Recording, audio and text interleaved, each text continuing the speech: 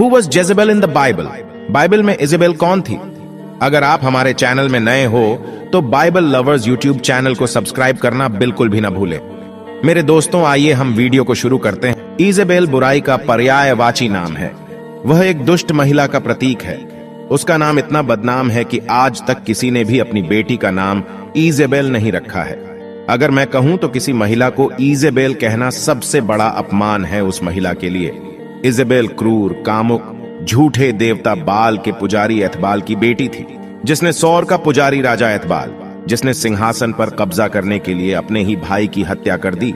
और वह एक अच्छा पिता नहीं था, लेकिन इजेबेल अपने पिता के नक्शे कदम पर चलती थी और खुद सत्ता की भूखी हत्यारिन थी, जो चाहती थी उसे पाने के लिए कुछ भी नहीं छोड़ती थी।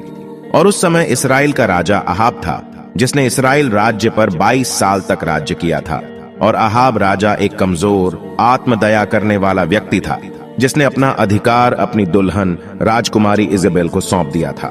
अहाब ने ऐसे राजकुमारी से शादी की जो अपने साथ अपवित्र बाल पूजा करने वालों के सैकड़ों पुजारियों को इजराइल ले आई थी। एक ऐसा पंथ जो मर्दानगी को नष्ट करने और नारीत्व को शर्म में डालने वाला था। इजेबेल इतनी दबंग इंसान थी कि जल्द ही वह अपने कमजोर पति पर मालिक बन गई थी। दोस्तों, आइए हम देखेंगे इजेबेल ने किस तरह से अपना जीवन प्रभु के लोगों के विरुद्ध बिताया। इजेबेल ने सबसे पहले एक प्रभु के भविष्यवक्ताओं को नष्ट करने का आदेश देना। इस घटना को हम पहला राजा 18 के 4 और 13 वचन में देखते हैं। इजराइल में उसका मूर्ति पूजक प्रभाव इतना व्यापक था कि बाद में यीशु ने उसके नाम का उपयोग उस महिला को संदर्भित करने के लिए किया, जिसने थुआतीरा में चर्च को अनैतिकता और झूठे देवताओं की पूजा करने के लिए प्रेरित किया था। प्रकाशित वाक्य 2:20 में लिखा है, इजेबेल का सबसे प्रबल शत्रु महान भविष्यवक्ता एलिय्याह था, जिसने उसकी अवहेलना की और उसके बुरे शासन का विरोध किया था। एलिय्याह ने सबसे पहले इसराइल में 3.5 वर्ष तक बारिश न होने के लिए परमेश्वर की ओर से भविष्यवाणी किया। याकूब 5:17 वचन इसका समापन कारमेल पर्वत पर इजराइल के सच्चे यहोवा की समर्थ और बाल देवता के भक्तों के बीच एक युद्ध हुआ। और उस दिन बाल के 450 याजकों और अशेरा के 400 याजकों ने बारिश होने के लिए बिलक बिलक कर रोए थे। उनके देवताओं के सामने और आत्म उत्पीड़न के साथ अपने देवताओं से प्रार्थना करते हुए दिन बिताया था, लेकिन कोई फायदा नहीं हुआ था। लेकिन एलिय्याह ने अपने सर्वशक्तिमान यहोवा से प्रार्थना की थी, और एलिय्याह के प्रार्थना के बाद परमेश्वर ने भरपूर बारिश कराई और जितने भी झूठे भविष्यवक्ताओं वहां खड़े थे उन सब का वध करवाया, जिसका वर्णन हम पहला राजा अध्याय 18 का 16 से 46 तक पढ़ सकते हैं। लेकिन मेरे दोस्तों, एक सच्चे ईश्वर की अद्भुत शक्ति को स्वीकार करने के बजाय इजेबेल क्रोधित हो गई और उसने एलिय्याह को मारने की कसम खाई, जिसका वर्णन हम पहला राजा अध्याय 19 का 1 और 2 वचन में देख सकते हैं। इजेबेल के इस चेतावनी के बाद एलिय्याह इजेबेल क्रोध से डर के और उसके क्रोध से बचकर जंगल में भाग गया, जिसका वर्णन हम पवित्र शास्त्र में देख सकते हैं। पहला राजा अध्याय 19 का 3 से 8 तक। और इस बीच इजेबेल खुद को लालची, हत्यारी, दुष्ट महिला साबित कर रही थी, जो वह वास्तव में थी।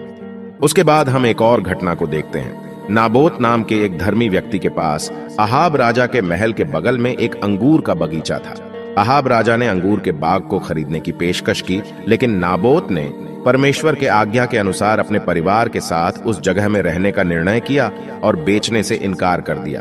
और अहाब राजा उदास और क्रोधित हो गया और नाराज होकर अपने घर के बिस्तर में चला गया। और इजेबेल ने उसकी कमजोरी के लिए अहाब राजा का मजाक उड़ाया और उससे कहा कि वह खुश हो जाए, क्योंकि वह उसके लिए अंगूर का बाग ले लेगी। उसके बाद इजेबेल ने 2 झूठ बोलने वाले बदमाशों के साथ मिलकर नाबोत पर झूठा आरोप लगाने और उसकी निंदा करने और फिर उसे मार डालने की साजिश रची। तब उसने शांति से अहाब को बताया कि अंगूर का बाग उसका है। और इस घटना का वर्णन हम पहला राजा उसका 21 अध्याय 1 से लेकर 16 वचन तक। इस घटना के बाद यहाँ पर हम एक विनाशकारी विवाह का सूत्र देखते हैं। एक कमजोर, बचकाना आदमी जो अपनी दुष्ट, दबंग पत्नी को घर पर शासन करने की अनुमति देता है। यह विवाह के लिए परमेश्वर की योजना के बिल्कुल विपरीत है। इसलिए आज मैं आप लोगों को कहना चाहता हूं, ऐसा विवाह से दूर ही रहे और ऐसा पति आपको नहीं चाहिए, ना ही ऐसा पत्नी आपके जीवन में होना चाहिए, क्योंकि यह शैतान की आत्मा से चलने वाले लोग होते हैं। क्योंकि ऐसा विवाह परमेश्वर की ओर से नहीं होता है, क्योंकि परमेश्वर की ओर से योजना की गई विवाह इस प्रकार होता है कि वह एक प्यारा पति होता है जो अपने परिवार को, अपने पत्नी को और अपने बच्चों को प्यार करता हो और उनका देखभाल करता हो, जैसे कि यीशु मसीह अपने कलीसिया का देखभाल करते हैं। और यही बातें पौलुस अपने इफिसियों की पत्री अध्याय 5 के 25 से लेकर 29 वचन तक लिखते हैं। और पौलुस फिर से महिला के लिए इफिसियों की पत्री 5 अध्याय उसका 22 वचन में लिखते हैं, और मसीह के भय से एक दूसरे के अधीन रहो। हे पत्नियों, अपने अपने पति के ऐसे अधीन रहो जैसे प्रभु के। प्रत्येक मसीह के प्रति श्रद्धा के कारण एक दूसरे के प्रति समर्पित होती है। यही एक महिला और पुरुष का स्वभाव होना अवश्य है, क्योंकि वचन में यह लिखा है, क्योंकि पवित्र शास्त्र में लिखा है, पहला पतरस उसका 3 अध्याय 7 वचन में ऐसा लिखा है, वैसे ही हे पतियों, तुम भी बुद्धिमानी से पत्नियों के साथ जीवन निर्वाह करो और स्त्री को निर्बल पात्र जानकर उसका आदर करो, यह समझकर कि हम दोनों जीवन के वरदान के वारिस हैं, जिससे तुम्हारी प्रार्थनाएं रुक न जाएं। जैसा कि उन सभी के साथ होता है जो प्रभु की अनादर करते हैं, वैसे ही इजेबेल का अंत भी अच्छा नहीं था, हालांकि यह अन्य लोगों की तुलना में अधिक भयानक था। शायद ये इसीलिए हुआ ताकि उन सभी के लिए एक वस्तुगत सबक के रूप में हो, जिन्होंने खुद को एक सच्चे ईश्वर के खिलाफ खड़ा किया था।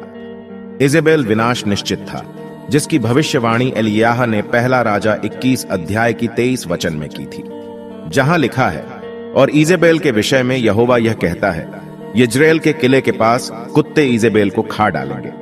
और यहां तक कि जब उसने अपनी मृत्यु को निकट आते देखा, तब भी वह अंत तक उद्दंड बनी रही, अपना चेहरा रंगती रही और खुद को रानी के परिधानों में सजाती रही। और एक दिन इजेबेल खिड़की से बाहर देखा, और इस्राएल के अगले राजा जो अपना सिंहासन लेने आया था, येहू के प्रति अपनी अवज्ञा चिल्लाई, जिसका वर्णन हम पवित्र शास्त्र में देख सकते हैं। पहला राजा उसका 9 अध्याय के 30 से लेकर 37 तक वर्णन किया गया है। लेकिन उसके बाद हम देख सकते हैं येहू ने उसे मर डालने के लिए खिड़की से बाहर फेंकने का आदेश दिया, और उसके बाद उसके सैनिकों ने इजेबेल को ऊपर से नीचे फेंक दिया, जहां उसे घोड़ों के टापों से रौंदा गया। और परमेश्वर के भविष्यवाणी के अनुसार इजेबेल की देह को लगभग पूरी तरह से कुत्तों द्वारा खा लिया गया। और उसके बाद इस्राएल पर उसका 30 वर्षों का अत्याचार समाप्त हो गया था। इजेबेल पर आया आतंक इस्राएलियों और हमारे लिए एक गवाही थी कि ईश्वर की शक्ति सर्वोच्च है, और जो लोग उसकी अवहेलना करेंगे उनका भयानक अंत होगा। इस घटना के अनुसार मैं आप लोगों को उत्साहित करना चाहता हूं कि अगर आज आप यीशु मसीह के लिए अत्याचार को देखते हो अपने जीवन में, तो चिंतित ना हो, भयभीत ना हो, क्योंकि जो लोग आज यीशु मसीह को मजाक में लेते हैं, और आज जो लोग यीशु मसीह के लोगों का विरोध करते हैं, अपेक्षा करते हैं, मजाक उड़ाते हैं, मारते पीटते हैं और लोगों के सामने अनादर करते हैं, ऐसे लोगों से भयभीत मत होना, क्योंकि तुम्हारा परमेश्वर जीवित है। और जैसे इजेबेल की अंत कितना भयानक हुआ था, उनका भी होने वाला है। हम सबको केवल प्रभु यीशु के ऊपर विश्वास करके चलना है। प्रभु यीशु मसीह आप सबको आशीष करें इस बाइबल अध्ययन के द्वारा। ऐसे ही और वीडियो के लिए हमें फॉलो करें और हमारे चैनल को सब्सक्राइब करके वीडियो को लाइक करना बिल्कुल भी ना भूले। मिलते हैं अगले और एक नए टॉपिक के साथ। सबको जय मसीह की।